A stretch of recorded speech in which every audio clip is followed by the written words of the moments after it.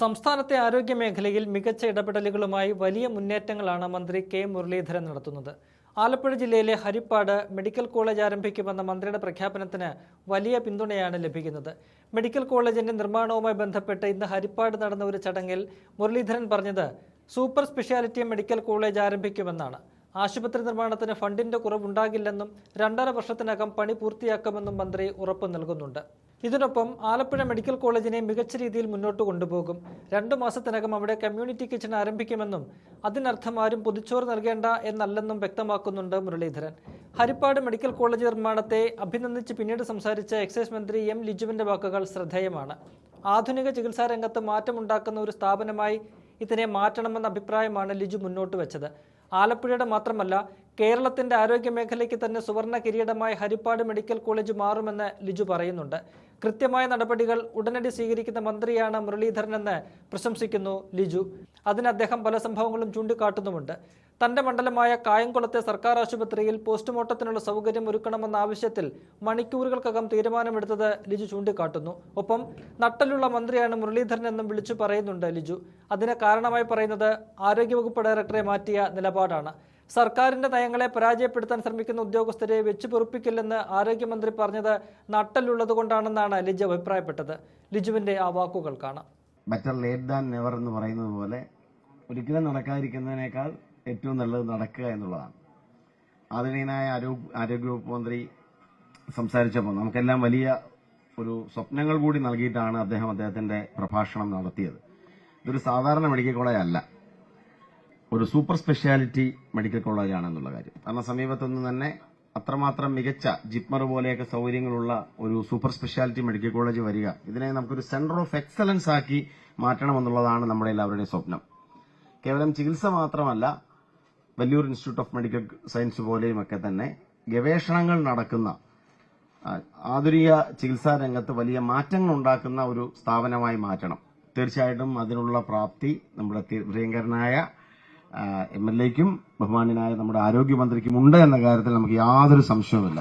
ഹരിപ്പാട് 3 വർഷം കഴിയുമ്പോഴേക്കും ഇവിടെ എല്ലാം തന്നെ സമ്പൂർണ്ണമായി മാറി ഒരു മെഡിക്കൽ കോളേജ്, കെട്ടിടങ്ങളെല്ലാം വരുന്നൊരു മെഡിക്കൽ കോളേജായി മാറും. ഒരു 5-6 വർഷം കഴിയുമ്പോഴേക്കും ഈ പ്രദേശത്തിന്റെ തന്നെ മുഖച്ഛായ മാറ്റുന്ന അത്യുജ്വലമായ ഒരു സെന്റർ ഓഫ് എക്സലൻസ് ആയി ഈ മെഡിക്കൽ കോളേജ് മാറുമെന്നതിലും എനിക്ക് യാതൊരു സംശയവുമില്ല.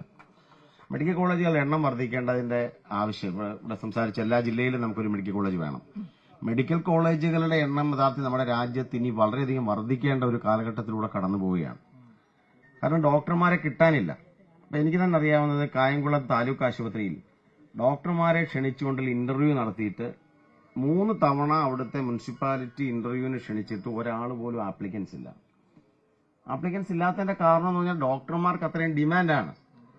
ജനപ്രതിനിധികൾ എന്ന നിലയിൽ നമ്മുടെ മുമ്പിൽ വരുന്ന ചികിത്സാ സഹായങ്ങളിൽ 100 കണക്കിനാണ് ക്യാൻസർ പേഷ്യൻസിന്റെ, ഒരു പനി വരുന്നത് പോലെ തരത്തിൽ 100 കണക്കിന് അപേക്ഷകൾ മുമ്പിൽ വരികയാണ്. കായംകുളത്തെ കഴിഞ്ഞ ദിവസം ഞാനവിടെ കായംകുളം താലൂക്ക് ആശുപത്രിയിലെ കണക്കെടുത്തപ്പോൾ 104 ഡയാലിസിസ് പേഷ്യൻസ് ഉണ്ട് അവിടെ. 104 പേർ അവിടെ ഡയാലിസിസ് നിലവിൽ ചെയ്തുകൊണ്ടിരിക്കുകയാണ്. അപ്പൊ വൃക്ക രോഗികൾ, ക്യാൻസർ പേഷ്യൻസ്, നമുക്കറിയാത്ത നിരവധി രോഗികൾ വർദ്ധിച്ചുകൊണ്ടിരിക്കുന്ന സമയത്ത് കൂടുതൽ മെഡിക്കൽ കോളേജുകൾ സ്ഥാപിച്ച് കൂടുതൽ ഡോക്ടർമാരെ സൃഷ്ടിക്കുകയും അതിൽ സംവിധാനത്തിലും മാറ്റം ഉണ്ടാകണം. എന്തുകൊണ്ട് ഇത് കണ്ടുവരുന്നു എന്നതിനെ കുറിച്ച് വലിയ ഗവേഷണം ആവശ്യമുണ്ട് മിനിസ്റ്റർ. നമുക്ക് വലിയ തോതിൽ ഈ ജീവിതശൈലി കൊണ്ടാണോ ഈ ക്യാൻസർ ഇത്രമാത്രം വ്യാപിക്കുന്നത്? അതെന്തുകൊണ്ടാണ്? അതിപ്പം തീരദേശത്ത് മാത്രമല്ല, എല്ലാ സ്ഥലങ്ങളിലും. ഇപ്പൊ കൈനഗരി ചെന്നാൽ കുട്ടനാട്ടിൽ വലിയ തോതിൽ വ്യാപിക്കുന്നതിനെ കുറിച്ചുള്ള റിപ്പോർട്ടുകളുണ്ട്. ഇപ്പൊ കായംകുളം നിയോജകമണ്ഡലത്തിൽ എനിക്കറിയാവുന്നതിന്റെ അതിന്റെ ഡെൻസിറ്റി വളരെ കൂടുതലാണ്. ഹരിപ്പാട് വളരെ കൂടുതൽ. അപ്പൊ നമ്മുടെ നാട്ടിലാകമാനം ക്യാൻസർ ഉൾപ്പെടെ എന്തുകൊണ്ട് വർദ്ധിക്കുന്നു എന്നതിനെക്കുറിച്ച് നമുക്ക് പഠിക്കേണ്ടതുണ്ട്. ഡയാലിസിസ്, വൃക്ക ഫെയിലിയർ എന്തുകൊണ്ട് ഉണ്ടാകുന്നതിനെ കുറിച്ച് നമുക്ക് പഠിക്കേണ്ടതുണ്ട്. അപ്പൊ ആ വിഷയത്തിന് പരിഹാരം ഉണ്ടാക്കുന്നതോടൊപ്പം തന്നെ ഏറ്റവും മികച്ച ആരോഗ്യ സംവിധാനം ഉണ്ടാക്കണമെങ്കിൽ ഡോക്ടർമാരുടെ എണ്ണം വർദ്ധിപ്പിക്കണം. ഞാൻ ഹരിപ്പാടിന്റെ അനുമതിയോടുകൂടി തന്നെ കായംകുളത്തിന്റെ ചില ആവശ്യങ്ങളോടുകൂടി നമ്മുടെ ആരോഗ്യമന്ത്രിയോട് പറയുകയാണ്. കാരണം അത്രയ്ക്ക് വന്നിരിക്കുകയാണ്. കായംകുളത്ത് താലൂക്ക് ആശുപത്രിയെ സംബന്ധിച്ച് ഇപ്പം നമ്മള് ബജറ്റിൽ അവിടെ ഒരു നഴ്സിംഗ് കോളേജ് തുടങ്ങണം. ഒരു മെഡിക്കൽ കോളേജ് നമ്മൾ ഇവിടെ തുടങ്ങുമ്പോൾ ഒരു നഴ്സിംഗ് കോളേജ് അവിടെ തുടങ്ങണം എന്നൊരു കാര്യം ഞാൻ മുന്നോട്ട് വെച്ച് ബജറ്റ് പ്രസംഗത്തിൽ സൂചിപ്പിച്ചിരുന്നു. ഇപ്പൊ കായംകുളം താലൂക്ക് ആശുപത്രിയിൽ നിലവിലെ 127 തസ്തികകളാണുള്ളത്. അവിടെ പുതിയ കെട്ടിടം പണി നടന്നുകൊണ്ടിരിക്കുന്നു. 150 ഉണ്ട്. 127 എണ്ണം കൂടെ ഇനി വരണം. പക്ഷെ അതിനു മുമ്പ് തന്നെ കഴിഞ്ഞ ഗവൺമെന്റിന്റെ സമയത്ത് തന്നെ ഈ കോവിഡ് വന്ന സമയത്ത് അവിടെ ഫെസിലിറ്റീസ് ഉണ്ടെങ്കിലും 50 ബെഡിന്റെ സൗകര്യം അവിടെ ഉണ്ട്. പക്ഷേ നമുക്ക് 50 ബെഡില്ല. ഈ 50 ബെഡുകളുണ്ടെങ്കിൽ മാത്രമേ 200 ബെഡ് തികഞ്ഞ് നമുക്കൊരു നഴ്സിംഗ് കോളേജ് അവിടെ തുടങ്ങാനായിട്ട് പറ്റുകയുള്ളൂ. ഞങ്ങൾ അതിന്റെ പ്രാരംഭ പ്രവർത്തനം നോക്കിയപ്പോൾ ഉണ്ടായ ഒരു പ്രധാനപ്പെട്ട ഡിഫക്റ്റ് 200 ബെഡ് ഉണ്ടെങ്കിൽ മാത്രമേ നഴ്സിംഗ് കോളേജ് തുടങ്ങാൻ പറ്റൂ എന്നുള്ളതാണ്.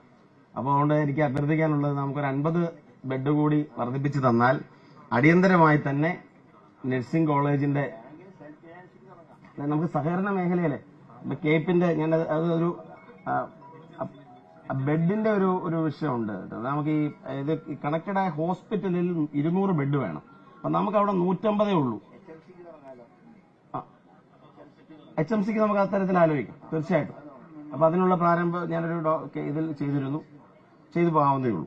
രണ്ടാമത്തെ കാര്യം, അവിടെ 5 ഡോക്ടർമാർ നിലവിലില്ല. അവിടെ പീഡിയാട്രീഷ്യൻ ഇല്ല, ഗൈനക്കോളജിസ്റ്റ് ഇല്ല, പറഞ്ഞു കഴിഞ്ഞു. അപ്പൊ അതൊന്ന് ഫോളോ അപ്പ് ചെയ്യാം. നമുക്കൊരു 5 ഡോക്ടർമാരുടെ ഈ വേക്കൻസി ഒന്ന് ഫില്ല് ചെയ്ത് കിട്ടിക്കഴിഞ്ഞാൽ അതൊരു പ്രധാനപ്പെട്ട കാര്യമായിരിക്കും. അതോടൊപ്പം മറ്റ് നിരവധി ആവശ്യങ്ങളുണ്ട്. ഞാനിപ്പോ എന്തായാലും അതിനെക്കുറിച്ച് ഞാൻ പറയുന്നില്ല. കാരണം എനിക്ക് നമ്മുടെ ബഹുമാന്യനായ ആരോഗ്യമന്ത്രിയോട് ഇത്തരം കാര്യങ്ങൾ പറയുന്നത് വളരെ സന്തോഷമുണ്ട്. കാര്യം എന്താണെന്ന് പറഞ്ഞാൽ വളരെ കൃത്യമായ രീതിയിലുള്ള ആക്ഷൻ അപ്പോൾ തന്നെ സ്വീകരിക്കുന്ന ആരോഗ്യമന്ത്രിയാണ് നമുക്കുള്ളത്. ഇപ്പൊ കായംകുളം ഗവൺമെന്റ് ആശുപത്രിയിൽ ഞാൻ അവിടെ പോസ്റ്റ്മോർട്ടം നടത്തുന്നതിന് വേണ്ടി ഡോക്ടർമാർ യഥാർത്ഥത്തിൽ നമുക്ക് ആലപ്പുഴ മെഡിക്കൽ കോളേജിൽ പോകണമായിരുന്നു. ആരോഗ്യമന്ത്രിക്ക് ഒരു നിവേദനം കൊടുത്ത് സംസാരിച്ച് വിത്തിൻ അവേഴ്സ് അവിടെ ഫോറൻസിക് സർജനെ നിയമിച്ചു, വർക്കിംഗ് അറേഞ്ച്മെന്റ് കൊടുത്തു. അപ്പൊ അതുകൊണ്ട് ആലപ്പുഴയിലേക്ക് ഈ പോസ്റ്റ്മോർട്ടത്തിന് പോകേണ്ട ഒരു സാഹചര്യം ഒഴിവാക്കി കിട്ടി. കായംകുളത്തെ സൂപ്രണ്ടുമായി ബന്ധപ്പെട്ട കാര്യങ്ങളിൽ ഇപ്പം അദ്ദേഹം സംസ്ഥാനത്തെ ആരോഗ്യവകുപ്പ് മേധാവിയെ മാറ്റാനെടുത്തൊരു തീരുമാനം, അദ്ദേഹം വളരെ കൃത്യമായിട്ട് കാര്യം പറഞ്ഞു. സർക്കാരിന്റെ നയം നടപ്പിലാക്കാൻ ഇംപ്ലിമെന്റ് ചെയ്യാനാണ് ഉദ്യോഗസ്ഥർ. ആ സർക്കാരിന്റെ നയങ്ങളെ പരാജയപ്പെടുത്താൻ ശ്രമിക്കുന്നവരെ വെച്ചുപുറപ്പില്ല എന്നൊരു ഭരണാധികാരി പറയുന്നത് നട്ടലുള്ളതും തീരുമാനമെടുക്കാൻ പറ്റുന്നതുകൊണ്ടാണ്. അത് വളരെ കൃത്യമായിട്ട്, അതല്ലാതെ ഒരു പ്രതിച്ഛായ ഭയം എനിക്ക് പിന്നെ ഉദ്യോഗസ്ഥരവിടെ ഇരുന്നോട്ടെ അവരിനി ഒന്നും പറയണ്ട, അവരിനി കോടതി പോകണ്ടെന്ന് പറയുന്നതിന് പകരം ഈ സർക്കാരിന് ഒരു നയമുണ്ട്. ആ നയം ജനോപകാരപ്രദമാണ്. അത് തടയാൻ ശ്രമിക്കുന്ന ഉദ്യോഗസ്ഥരാണെങ്കിൽ, അല്ലെങ്കിൽ കോമൺ സെൻസ് ഇല്ലാതെ മനുഷ്യത്വരഹിതമായി പ്രവർത്തിക്കുന്നവരാണെങ്കിൽ അവരവിടെ വേണ്ട എന്ന് പറയാനുള്ള ആംബിയറുള്ള ഒരാളായതുകൊണ്ടാണ് നമുക്കിത് പറയാൻ കൂടുതൽ സന്തോഷം. ഏറ്റവും ആദരണീയനായ സംസ്ഥാന ആഭ്യന്തര വകുപ്പ് മന്ത്രിയുടെ നേതൃത്വത്തിൽ നടക്കുന്ന തൂഫാൻ പ്രവർത്തനങ്ങളുമൊക്കെ നമുക്കതിന് ഒരു മാതൃകയായ കാര്യങ്ങളാണ്. അപ്പൊ ഞാൻ എന്റെ വാക്കിൽ ദീർഘിപ്പിക്കുന്നില്ല. നമ്മുടെ നാടിന്റെ, ആലപ്പുഴ ജില്ലയുടെയും കേരളത്തിന്റെ തന്നെ ആരോഗ്യ മേഖലയ്ക്ക് ഒരു സുവർണ കിരീടമായി ഹരിപ്പാട് മെഡിക്കൽ കോളേജ് മാറും എന്ന് നമുക്കെല്ലാം ഉറപ്പാണ്.